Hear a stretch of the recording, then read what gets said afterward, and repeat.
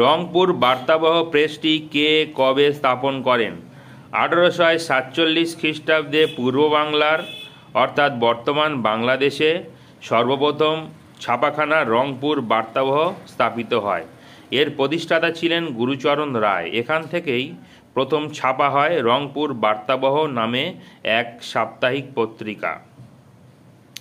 গ্রাম বার্তা প্রকাশিকা প্রেস কে কখন স্থাপন করেন? মথুরনাথ মৈত্র সম্ভবত গ্রাম বার্তা প্রকাশিকা প্রেসটি স্থাপন করেন।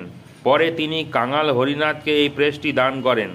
1863 খ্রিস্টাব্দে এখান থেকেই প্রকাশিত হয় গ্রাম বার্তা প্রকাশিকা নামক পত্রিকাটি।